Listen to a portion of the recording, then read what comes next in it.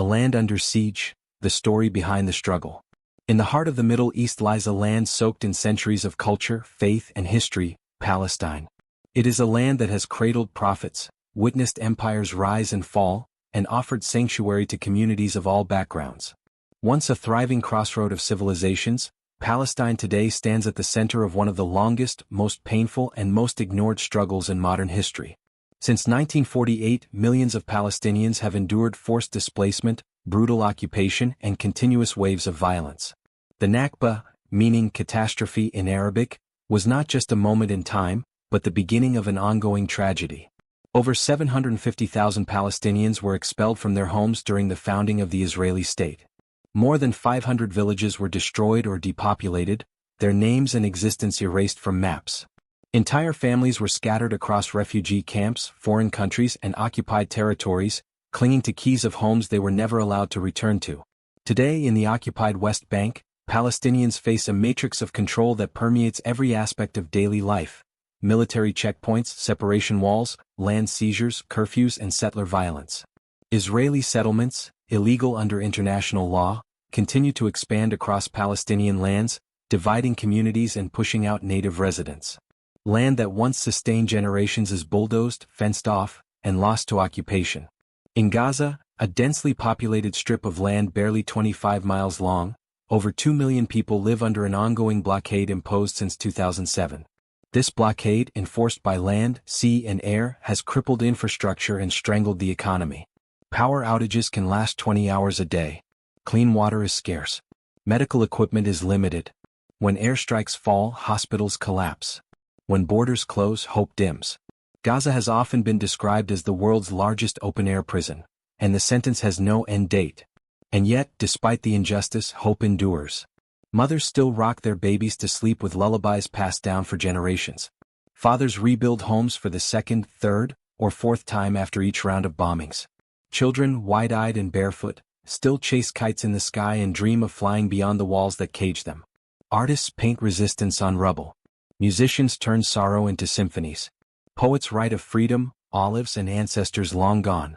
The people of Palestine still laugh, love, marry, and sing, and that alone, in the face of overwhelming oppression, is an act of sacred defiance. But this isn't just a Palestinian issue. This is a human issue. It transcends politics, borders, and religion. It's about the basic right to live in dignity and freedom. It's about a people denied justice for generations. It's about mothers burying children and still believing in tomorrow. As Martin Luther King Jr. so powerfully said, "Injustice anywhere is a threat to justice everywhere." The story of Palestine is not just one of suffering. It is a story of resilience, of courage, of identity, and of undying spirit. And now, more than ever, it demands to be heard. Not through the lens of media bias or political interest, but through the hearts of those who care about truth, justice, and the dream of freedom for all people. Let this be a call, not to pity but to stand in solidarity. Because the people of Palestine are not voiceless. They are silenced. And it's time the world listens. The weight of occupation, a daily reality. Imagine waking up every single day knowing that your land could be seized, your home demolished, or your loved ones detained, without warning, without cause, and without justice. This is not the premise of a dystopian novel. This is the daily life of Palestinians living under Israeli occupation in the West Bank, East Jerusalem, and the Gaza Strip. In the occupied West Bank, the Israeli apartheid wall, stretching over 400 miles, weaves through the landscape like a scar. It separates Palestinians from their own agricultural lands, from schools, markets, and even hospitals. Entire communities have been isolated, surrounded by concrete and barbed wire. Farmers must now seek permits to access their own olive groves, often denied or delayed without explanation. The network of military checkpoints, numbering in the hundreds, adds hours of waiting and anxiety to everyday movement. Children as young as 10 are frisked and questioned. Women in labor have been forced to give birth at these barriers. The act of traveling just a few kilometers to visit family or attend university can turn into a humiliating, unpredictable ordeal. Meanwhile, over 700,000 illegal settlers now reside in settlements scattered throughout Palestinian territory, settlements deemed illegal under international law. These settlements continue to grow, often violently displacing Palestinian families. With them come settler-only roads and a heavy military presence, all while Palestinians are restricted and surveilled. Entire villages have been uprooted, leaving nothing but rubble and grief behind. In rural areas, olive trees, deeply rooted in Palestinian culture and livelihood, are routinely uprooted or torched. These trees are more than economic resources. They are generational symbols of peace, rooted in soil that has known these people for centuries. Destroying them is an act of psychological warfare.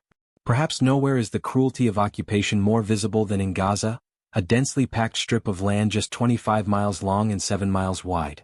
Since 2007, Gaza has endured a suffocating land, sea, and air blockade, creating dire humanitarian conditions. Israel controls everything that enters and exits, from food and fuel to building materials and medical equipment. Hospitals run on backup generators and 90% of the water is unsafe to drink. Electricity is rationed, often limited to just a few hours a day. The people of Gaza have endured repeated military assaults. Neighborhoods have been flattened. Schools run by the UN have been bombed. Over half of Gaza's population are children, many of whom suffer from severe PTSD. Yet the siege continues, ignored by much of the world. Despite this, Palestinians continue to survive, and more importantly, they continue to live. They build gardens from the rubble. They raise their children with pride and resilience. Doctors perform life-saving surgeries under candlelight. Teachers conduct lessons in damaged classrooms, insisting that knowledge is still a form of resistance. Families gather during Ramadan, during Eid, during birthdays, not because conditions are easy, but because refusing to lose joy is a revolutionary act. Resistance is not just found in protests and demonstrations. It's found in staying, in holding on to the land, in speaking Arabic, in passing down stories, in planting new olive trees where the old ones were destroyed. It's found in the decision to keep going when everything around you says to give up. The world can no longer afford to look away. The occupation is not just a political issue. It is a daily human catastrophe, a living, bleeding wound that festers with every moment of silence from the international community. To truly advocate for justice and peace, we must be willing to listen, to amplify these voices, and to act.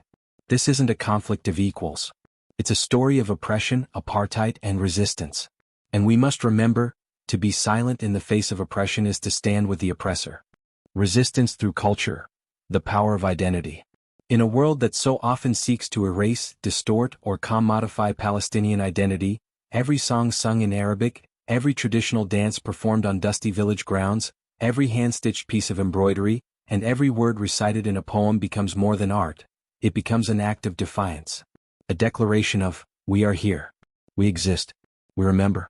For Palestinians, culture is not a luxury. It is not an ornament to be displayed when convenient. It is survival. It is resistance.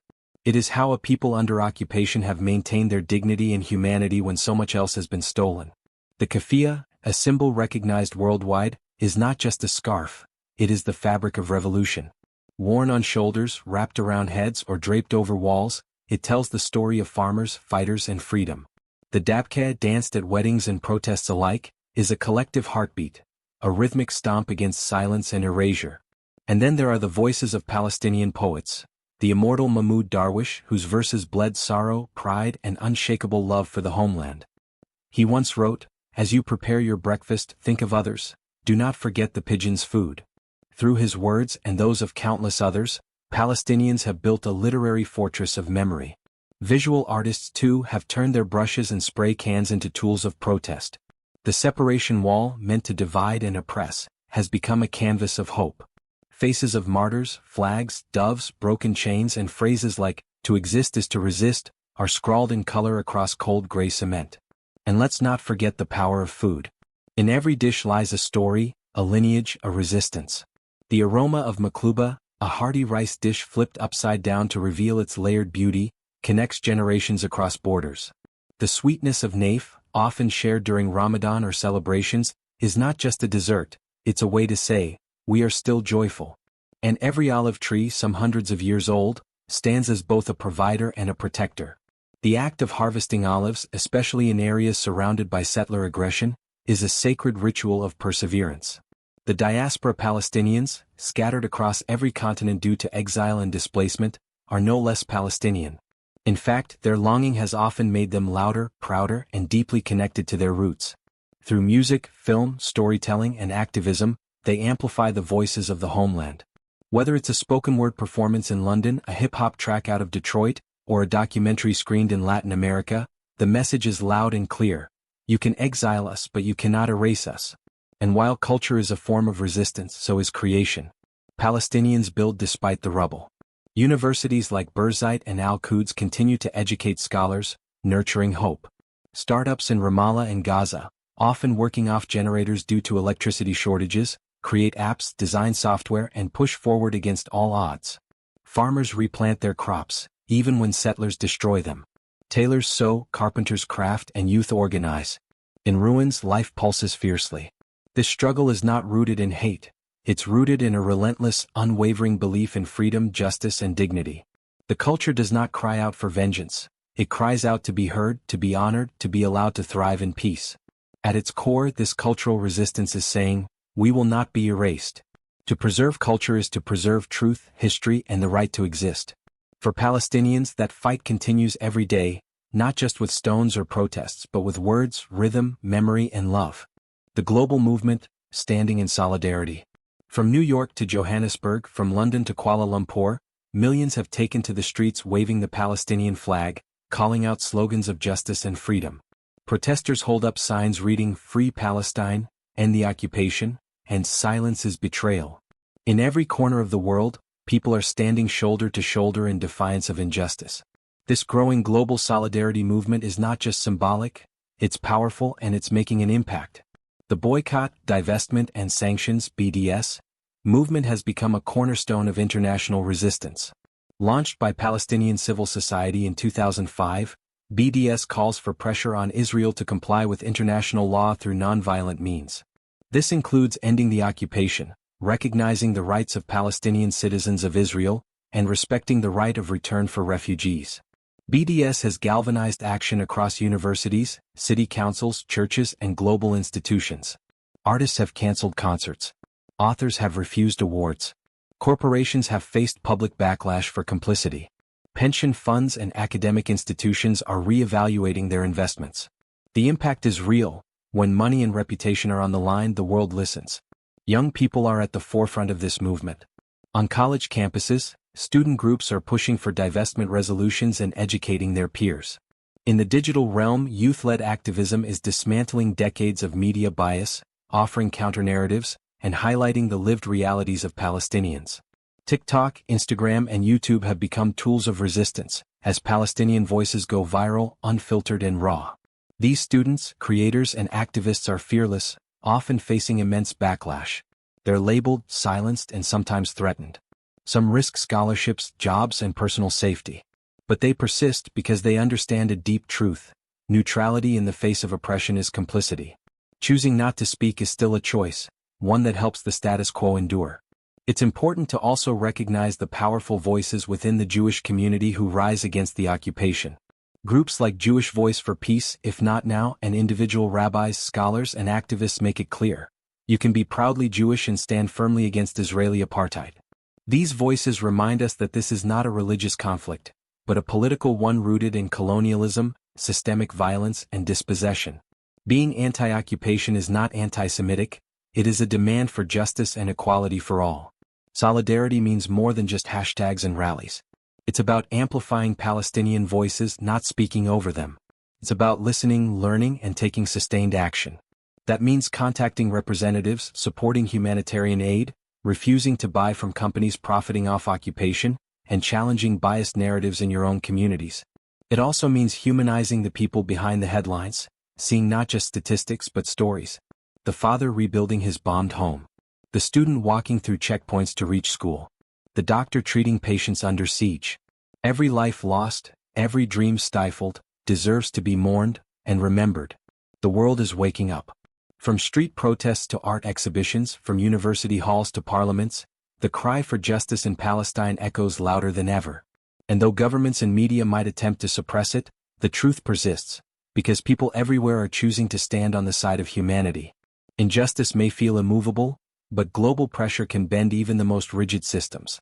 The movement for Palestinian liberation is not isolated, it is part of a broader fight against colonialism, racism, and authoritarianism. To stand with Palestine is to stand with every oppressed people, everywhere. We cannot afford silence. We cannot afford apathy. As long as the occupation continues, so must the resistance, and so must our solidarity. From despair to hope, the road forward. There is no denying the suffering. The images are seared into our minds: children pulled from rubble, fathers grieving in silence, mothers holding on to their babies through walls of smoke. The pain is real, raw, and relentless. But amid this anguish, we must cling to the one thing they've never been able to destroy: hope. Hope is the heartbeat of Palestine. It pulses through the footsteps of a child walking to school past tanks. It lives in the determination of teachers using broken chalkboards in overcrowded classrooms. It shines in the eyes of grandparents telling stories of orange groves and sea breezes they remember from before the occupation. Palestinians are not waiting for saviors. They are shaping their own destiny. Through every rebuilt wall, every protest led by youth, every meal shared in defiance of despair, they are saying, "We will not disappear."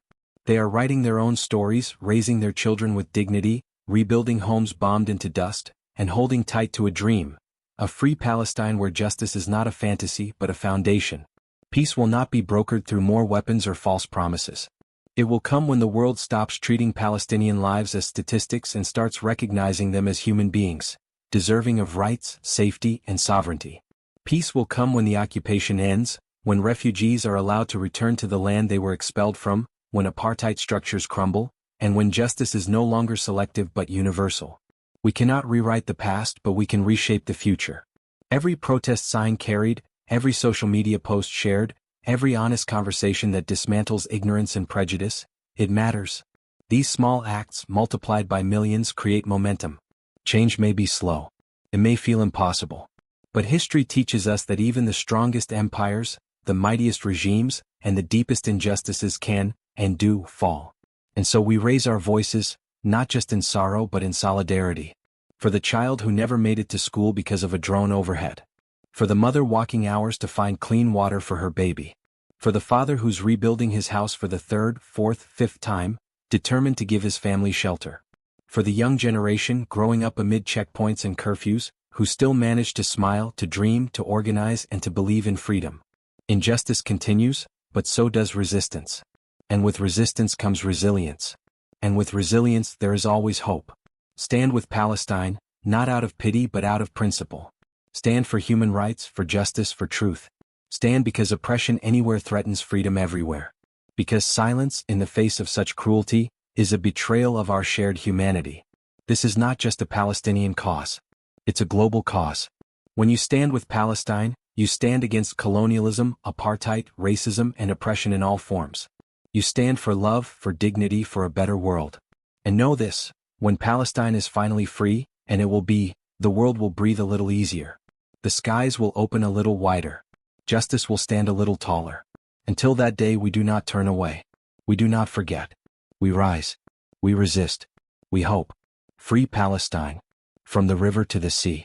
Because freedom for one is meaningless until it's freedom for all. Let me know if you'd like a version for narration, visuals for video content, or translated versions.